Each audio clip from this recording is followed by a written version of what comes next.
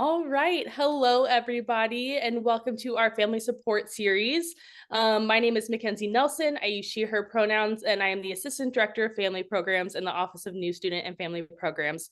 And tonight we have a topic that is focused around the First Gen Plus Center here at Mason, what resources they offer to students, and maybe what resources they also offer to families, or maybe tips and tricks that they have for you all. So without further ado, I'm going to go ahead and pass it over to our lovely campus partners to introduce themselves and take it away. Okay. Hi, I'm Nikia Waters, she, her. I am the Assistant Director for First Generation Student Support within the First Gen Plus Center. I'll be helping Maybelline a little bit today, but this is mainly her thing. She is a huge advocate of working with First Gen Plus or First Gen students because she is a First Gen student, and she has a lot of good tips and tricks about scholarships. So I'll let her take it away. You want to introduce yourself? Hello, my name is Maybelline Cruz. I am currently a sophomore studying environmental science with a minor in environmental engineering. I go by she, her, and I'm very excited to be here and share my knowledge with every person that sees this video.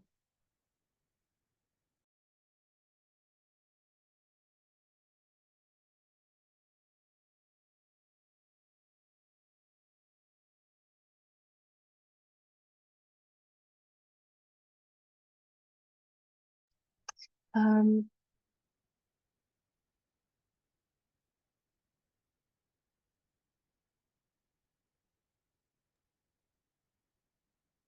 You can do it this way, or if you hit, there's the, oh wait, is it like, I'm so sorry. I'm trying to get it to no, all present. good. If you also click the slideshow tab at the top, in between animations and record, keep going to the right. Yeah, slideshow. Mhm. And then from beginning all the way to the left under the Okay, word file. Yep. perfect. Okay, so this is a scholarship seminar, and it's very important for many first-gen students and in general college students to understand how they're going to pay for college. I already introduced myself, so we can go ahead and move on to the next page.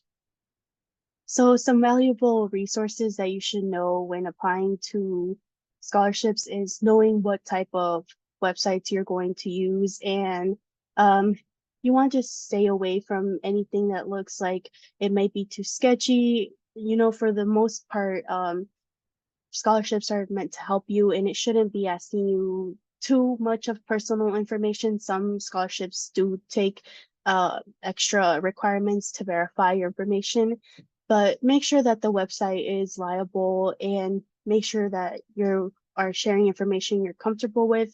It's also important to be aware of the requirements that are needed from you to apply for the scholarships. You don't want to, you know, give your time up and you don't meet the qualifications that the scholarship committee wants you to have, and then not be able to win anything and kind of be upset about it because you were very excited to do it, but unfortunately you met not one requirement. So scholarships are very important because they help you pay for school, and that comes with how paying for school plays into a role, like how you view yourself as a student and how the scholarship committee will view you. There are some specific scholarship committees that uh, focus it on identity. Some identity, for example, can be height, hair color, how tall you are, and these categories can range because each scholarship makes their own requirement, but there is some that are just specific to you. And that's what's pretty cool about scholarships, that there might be one specific trait you have that other candidates don't have, and that'll make you seem more valuable. And be comfortable within sharing that story. If that role plays a big part of your life. Like me, being first generation is a big part of my life. I want to be sure that I am comfortable sharing aspects of my journey, that how I got into college and how I can pay for college. And I want to be sure that I'm okay with submitting what I'm writing. So scholarships are very important. for many students, but I do want to specifically focus on undocumented students because a lot of our Mason students could count under that, and I want to include everyone. Some scholarships for undocumented students are Los Hermanos de Stanford Scholarship. That specifically you can just type in these scholarships and look at the requirements. Another big one is the Golden Door Scholars and the American Visit Community Service Scholarship. And through Virginia, there is the Virginia Alternative State Aid, but it's not a scholarship. It's more like a grant, which will act like your FAFSA. But if you want to learn more details about these resources, you can go and type in all these names that I have listed from here to see what their requirements are for each of them, because they, like I said, they all have a different criteria. What are some important factors when applying to scholarships is that you want to make sure that you're applying to them on time, because if you don't send in your application on time, unfortunately, it'll be dismissed and the scholarship committee will not review it at all. And you want to make sure that you proofread your application so that your answers are focusing on what the scholarship essay question is asking you, and keep track of the documents that you'll need for your scholarships. Some scholarship committees will ask for, your financial aid or your unofficial transcript or official transcript, references from your professors or individuals you may know have worked with. Don't submit essays that have no relevance to what the scholarship committee is asking you, because that will just automatically put you on, the committee won't really review it. And don't forget the most important things of what the scholarship committee is asking you for, like documents that, verify your student status, or your transcript. And if your information just needs extra help or you forgot, just make sure that as soon as you send it, you tell them, hey, I forgot to send something. Is there any way I can still send it? Just to make sure that you seem that you truly care and that you just made a mistake. At the end, we're all human beings and we make mistakes. Okay, I'm gonna pass it on to Miss Nakia. How to write for scholarships. So typically they will give you a topic, but you want to write about something that is important to you, something that you have a good grasp on. Also, when it says don't just recount, reflect. So if you are telling a story, right, you don't just want to write what happened. You want to write how that impacted you, how it impacted the folks around you. If you're doing something about community service, you wouldn't just list out what happened at that community service event. You would talk about what happened after that, how many people were serviced, how many people you impacted.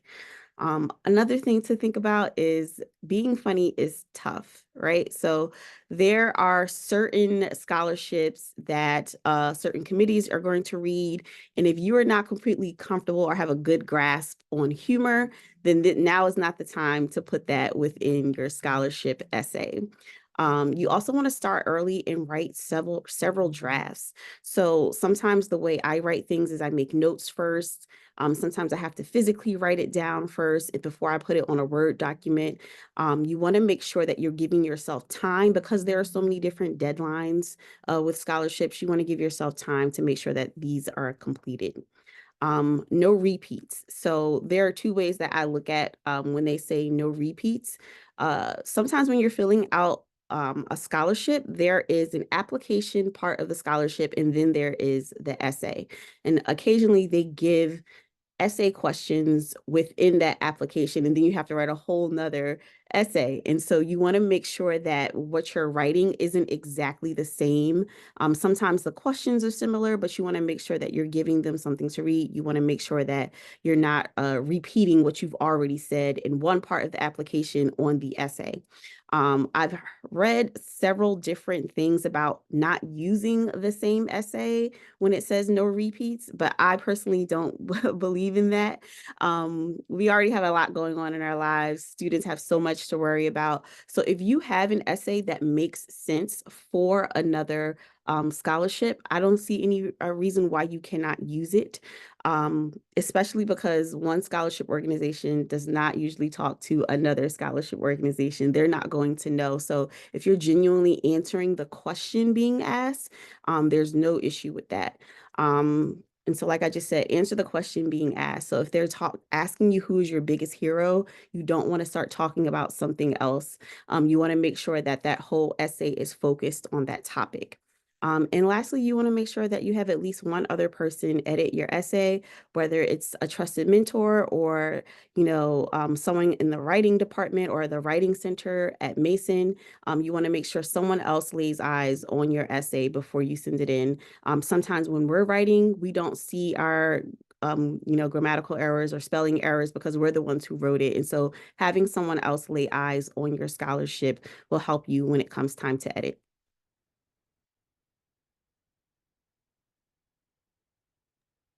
Well said.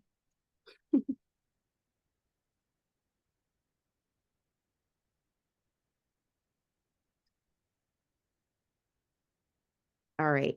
When it comes to topics for your scholarships, one thing that I talk about sometimes, I have a goddaughter and she had to be interviewed to get into high school. She goes to high school in Philadelphia. And so she was so worried. She has a bit of a learning disability.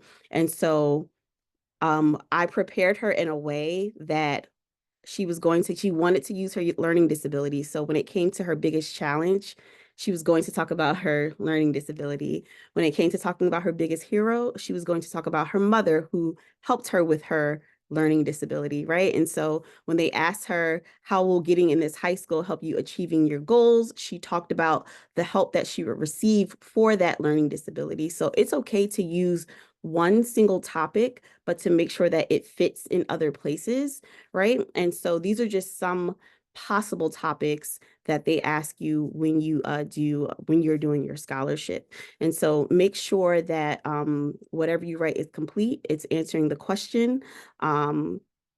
And you can have a couple of different things that that you can talk well about. And so if it's not a learning disability or something like that, you can talk about a community service project. You can talk about overcoming a certain obstacle as long as it's relevant to that topic of the scholarship.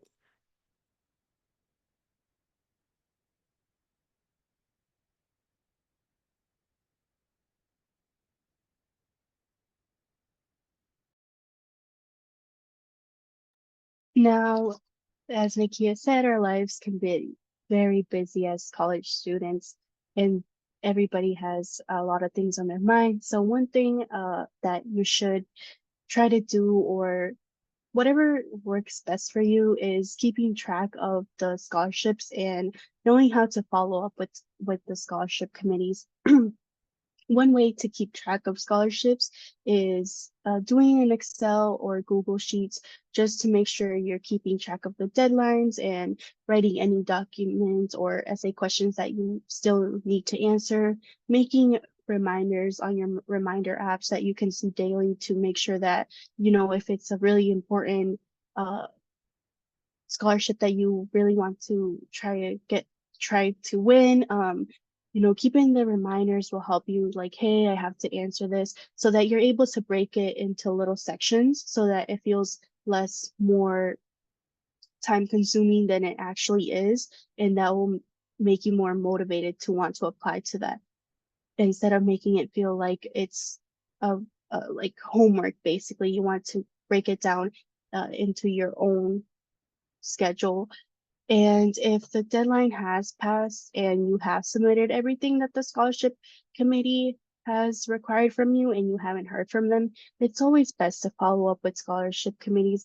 They're probably doing a lot of things to help students, so they might often forget to send up an email to you, and it's great for you to build a network with them and build a connection with them. It'll show them that you truly are interested and you truly care about their program. And just sending a quick follow-up email could open the doors to to a new opportunity of winning a scholarship. So always try to follow up with them.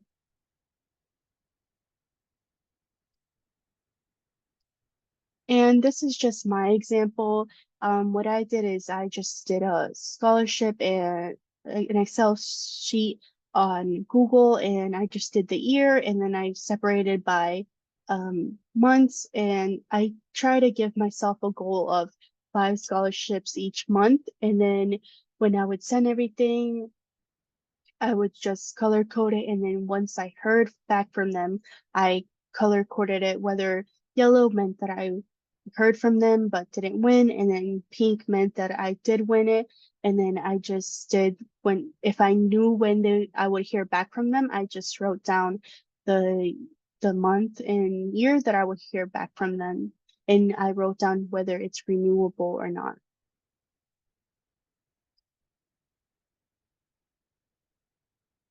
So reviewing your scholarship letter is very important because there will be things that the scholarship committee will require from you.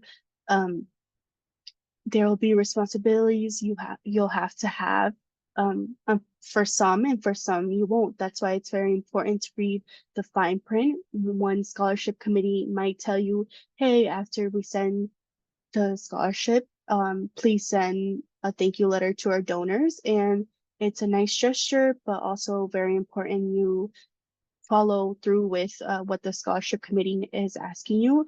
And also some might ask for a transcript after that spring or fall semester to ensure that you are still academically achieving or doing whatever they need to get done. And then if you do have a contract with them, if it's a long-term scholarship, it's best to print out the contract so you are always reminded of what is needed from you and how to communicate with the scholarship committees. If you need anything from them. For example, some scholarships will only allow the scholarship funds to pay for tuition and not anything else, or some may allow the freedom of tuition, books, and any additional support that the college student may need.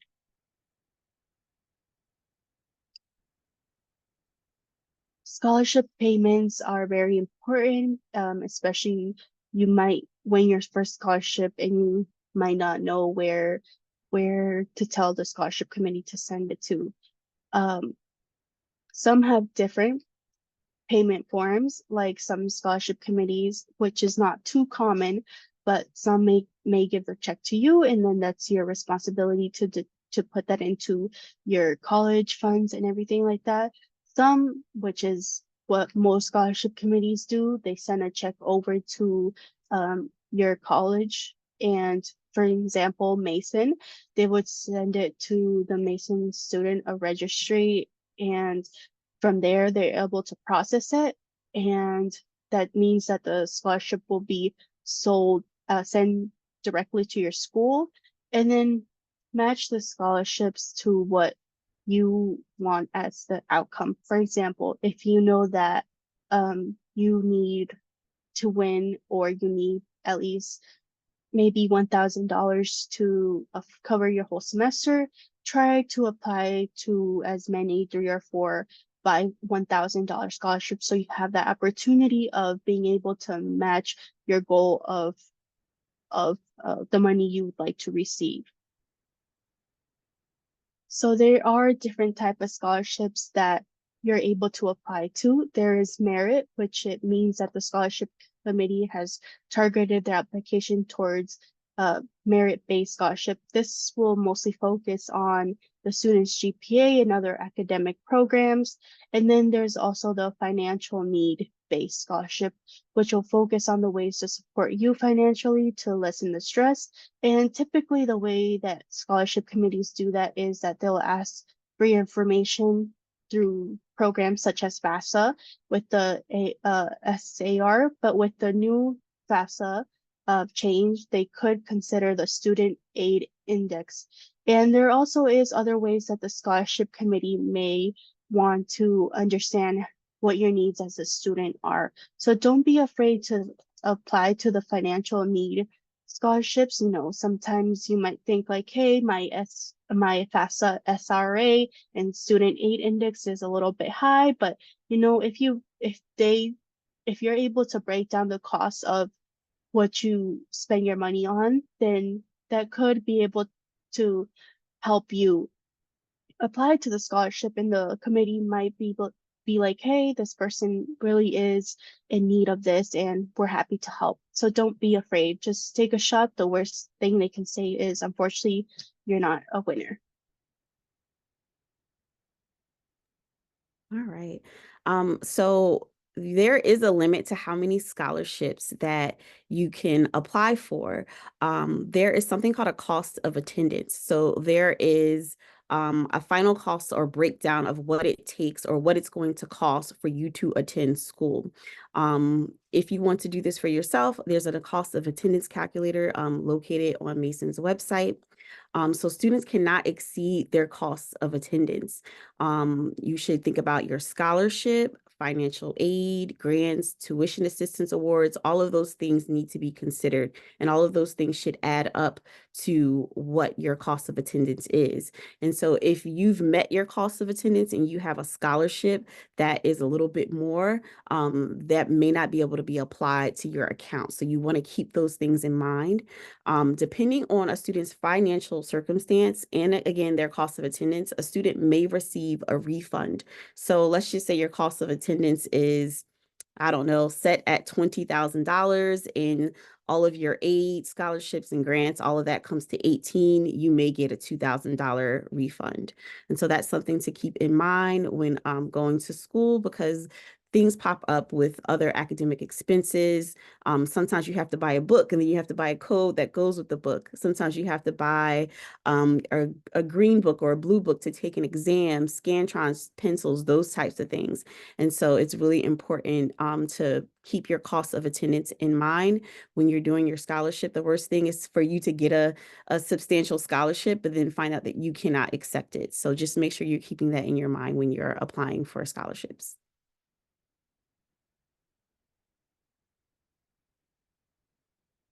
All right, so here are some scholarships that are available. So Mason has scholarships that are specific for first-gen students. And so for our undocumented first-gen students, we have the Undocumented Scholar Award that comes through my department, the First Gen Plus Center. The School of Integrative Studies, they have a first-gen scholarship. They're also outside scholarships. So if you were to type in Google Mason University scholarships, a page will come up, and then a subset of that page is outside scholarships. So Mason lists all the scholarships that are available through various departments and schools, and then they'll also list scholarships that they know about that aren't necessarily sponsored by Mason, but they may be sponsored by a Mason alum or something like that. The Mason alumni, they do have scholarships available. So if you Google Mason alumni scholarships, that page will come up. And then there is myscholy.com and fastweb.com. Scholy is an app. So if you want to go on the website, you can do that through MyScholy. But if you want to download the app, you can go through that and get scholy.com. And like Maybelline mentioned earlier, there are so many things that because of who we are and our identity. So I'm left-handed, and so there's a left-handed scholarship, right? And so you can go in to Google or MyScholy or FastWeb and type in certain things that apply to you. You can type in first-gen scholarship. You can type in left-hand scholarship or something like that. Black women in STEM, all of these things are really helpful when using those websites.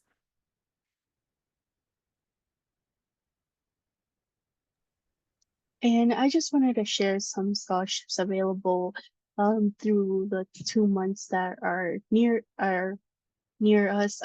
So for March, there is the Blossom Law Giver Scholarship, and that is for the spring semester, and you can apply through these scholarships. I know that almost all of these are on Going Merry. That's the website that I mostly use because I like how you're able to find local scholarships on that website too. But if you are interested in these scholarships, all you have to do is type in their name on a search engine, and then you'll be able to find them. And then for April, again, all of these scholarships can be found on Going Merry as well. We have the Alex Austin Overcoming Adversity Scholarship, and some of the ones that I have recently won or have a connection with them is the Letty Pat Whitehead Scholarship. That one I know is through Mason. It's not through Mason themselves, but since they're an accelerated college, then they work with that program. And this one I have actually worked with them. They're really amazing scholarship committee. It's the Virginia Federation of Garden Clubs, and this is focused mostly on the local aspect. And I do want you to keep in mind that local aspects is a little bit more easier to get in touch with and make connections with, because they try to focus on the local students around their area and try to build a foundation for their students to succeed in school by helping with the financial stress. And this one specifically focuses on any STEM majors, specifically social science and environmental science, anything that's STEM related. And that's all for today. Thank you. All right, we really appreciate y'all for watching this video. If you have any questions at all, you can always email firstgen@gmu.edu. For students, folks who are on who work in the First Gen Plus Center, we're available via Navigate, so you could go on and type in First Gen, and then the folks that work there, our schedules pop up, and you can make an appointment with us. If you're a parent, you can email us and set something up that way. Thank you so much, and thank you, Maybelline. Thank you. Yeah, thank you to the both of you for presenting and sharing all of that wonderful information. And again, for our viewers, if you have any additional questions that maybe you don't know who to go to, or if this applies to the First Gen Plus Center, whatever it may be, you can always contact our office as well. Our email is families@gmu.edu, and we have office hours 9 a.m. to 5 p.m. Monday through Friday. But thank you again to Nakia and Maybelline for presenting, and that concludes our family support series. Bye, y'all.